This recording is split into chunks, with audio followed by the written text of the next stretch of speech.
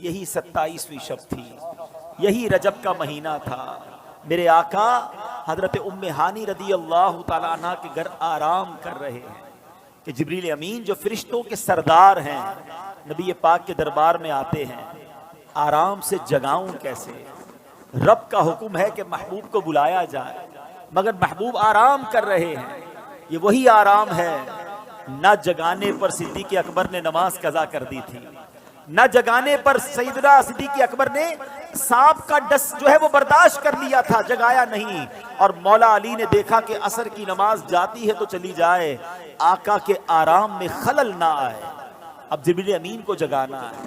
اللہ اکبر، بلاوا رب کی طرف سے ہے۔ تو اعلیٰ حضرت نے گویا قصیدہ معراج میں کہا کہ فرمایا یہی سما تھا کہ پے کے رحمت، خبر یہ لایا کہ چلیے حضرت، ذرا سمجھیے گا بات کو، کیا خبر لایا کہ چلیے حضرت تمہاری خاطر کشادہ ہیں۔ کیا کشادہ ہیں؟ جو کلیم پر بند راستے تھے۔ نبی پاک کو حتیم میں لایا گیا، وہاں نبی پاک کے سینہ اقدس کو چیرا گیا اور اس میں نور کی برسات کی گئی، حکمتیں داخل کی گئی، پھر سینہ اقدس کو بند کر دیا گیا۔ آج لوگ کہتے ہیں سائنس نے بڑی ترقی کر لی ہے، اوپن ہارٹ سرجری ہوتی ہے۔ سنو، 1450 سال پہلے ایک بار نہیں، نبی پاک کی 4 بار اوپن ہارٹ سرجری ہوئی، مگر یہ کیسی سرجری تھی؟ نہ کوئی تکلیف ہے، آقا دیکھ رہے ہیں کہ دل کو باہر نکالا گیا ہے اور نبی پاک کے سامنے نور ڈالا جا رہا ہے۔ اللہ اکبر، یہ بھی نبی پاک کا معجزہ ہے۔ اور پھر وہ سفر شروع ہوتا ہے۔ اب نبی پاک مکہ پاک سے بیت المقدس جاتے ہیں۔ سبحان اللہ، بیت المقدس کا سفر یہ براق پر کیا جاتا ہے۔ نبی پاک علیہ الصلوۃ والسلام اب پہنچتے ہیں اس جگہ پر جسے ہم بیت المقدس کہتے ہیں۔ بیت المقدس ویسے بھی دیکھنے کی بڑی تمنا ہے، لیکن جب سے یہ پڑھا ہے اور جب پڑھتے ہیں ایک دل میں عجب تمنا جاگ اٹھتی ہے۔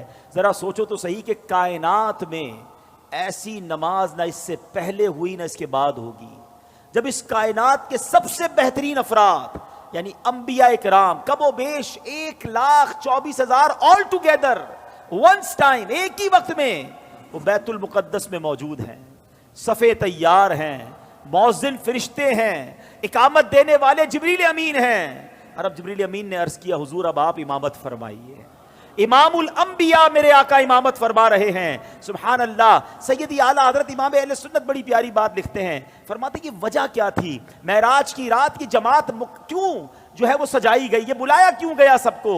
سبحان اللہ، رہتی دنیا کو یہ بتانا تھا۔ اعلیٰ حضرت کہتے ہیں نماز اقصیٰ میں تھا یہی سر، سر کہتے راز کو، عیاں کہتے ظاہر ہونا۔ فرماتے نماز اقصیٰ میں تھا یہی سر، یہی راز تھا کہ عیاں ہو مانائے اول آخر، پتہ چل جائے دنیا کو کون اول ہے کون آخر ہے دست بستہ پیچھے حاضر، سارے ہاتھ باندھے کھڑے ہیں، کون؟ جو سلطنت آگے کر گئے تھے۔ اقصیٰ میں سواری جب پہنچی، اقصیٰ میں سواری جب پہنچی، جبریل نے بڑھ کے کہی تکبیر۔ اقصیٰ میں سواری جب پہنچی، جبریل نے بڑھ کے پڑھی تکبیر۔ نبیوں کی امامت اب بڑھ کر سلطان جہاں فرماتے ہیں، اللہ اللہ کہو، اللہ اللہ اللہ اللہ اللہ اللہ کہو، اللہ اللہ۔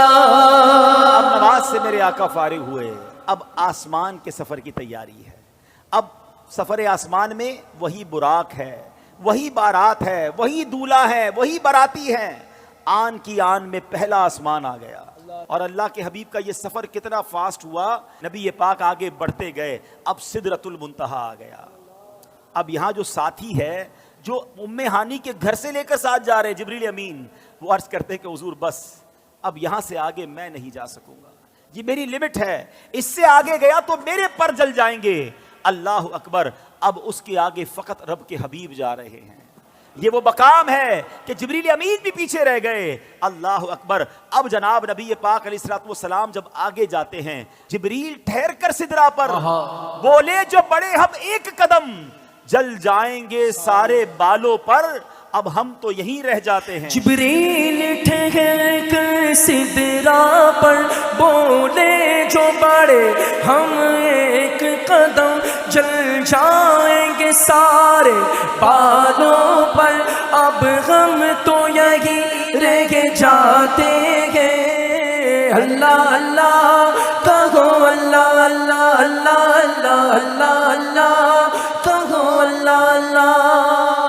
نبی پاک کا جو اگلا سفر ہے نا، اس کے بارے میں کوئی کچھ نہیں بتا سکتا کہ وہاں کیا ہوا، کتنی دیر دیدار ہوا، اللہ نے اپنے حبیب کو کیا دیا، حبیب پاک نے کیا لیا۔ وہ ایسی راز کی باتیں ہیں، وہ ایسی کرم کی باتیں ہیں کہ جتنا اللہ کریم نے قرآن میں بتایا اور جتنا حبیب پاک علیہ الصلوۃ والسلام نے ہمیں آ کر بتایا، اس کے علاوہ کوئی اس کے بارے میں نہیں جانتا۔ تو اب یہ وہ سفر ہے میٹھے اسلامی بھائیوں کہ جب نبی پاک علیہ الصلوۃ والسلام یہ سفر کر کے واپس آئے، یہ عظیم سفر ہے، جنت کے طبقات دکھائے، جہنم کے مشاہدات کیے، آل ٹوگیدر جب یہ سفر کر کے نبی پاک واپس آتے ہیں تو آج لوگ کہتے ہیں جناب کہ بڑی سائنس نے ترقی کر لی ہے، بڑا مہینوں کا سفر دنوں کا سفر منٹوں میں طے ہوتا ہے۔ لیکن میرے آقا کے اس سفر میں جس میں ہزاروں سال کا یہ ٹریول ہے، علماء کہتے ہیں اگر اس کو لاجیکلی کیلکولیٹ کریں نا تو یہ کئی ہزار سالوں کا سفر بنتا ہے۔ مگر نبی پاک جب واپس آئے تو جو دروازہ کھولتے وقت کنڈی ہل رہی تھی وہ اب بھی ہل رہی ہے، جو بستر چھوڑ کے میرے آقا گئے وہ بستر اب بھی گرم ہے۔ آقا نے وضو کیا تھا، ہم وضو کرتے زمین پر پانی بہتا ہے، راوی لکھتے نبی پاک آئے وہ پانی ابھی بھی بہ رہا تھا۔ تو ہو سکتا ہے آج کا یہ ماڈرن دور کوئی ماڈرن نوجوان آ کر کہے، سائنسدان آ کر کہے کہ جناب اب تو سائنس نے اتنی ترقی کر لی، تمہارے نبی تو اونٹوں اور گھوڑوں پر سفر کرتے تھے، آج ہم جناب چاند پر پہنچ گئے، مریخ پر پہنچ گئے، بڑا راکٹوں کا زمانہ آ گیا ہے، سپر سونک ایئر کرافٹ بن رہے ہیں، آواز کی رفتار سے زیادہ تیز طیارے بن گئے۔ بتاؤ کیا اسلام میں تمہارے نبی کے پاس کوئی ایسا معجزہ ہے جو آج کی سائنس کو جواب دے سکے؟ اللہ اکبر، سنو تو صحیح، ہزاروں سال کا سفر کر کے میرے آقا آتے ہیں اور کنڈی ابھی ہل رہی ہے۔ گویا ہوا یہ کہ کم وقت میں نہیں بلکہ نبی پاک نے یہ سارا سفر نو ٹائم میں کیا، وقت وہی ٹھہرا ہوا تھا۔ ماجرا یہ ہے، اب عشق والا جواب سن لو، دراصل بات یہ ہے کہ میرے آقا تو سارے جہان کی جان ہے نا، جب جان چلی گئی تو جہان رک گیا تھا، آقا واپس آئے جہان نے پھر چلنا شروع کر دیا۔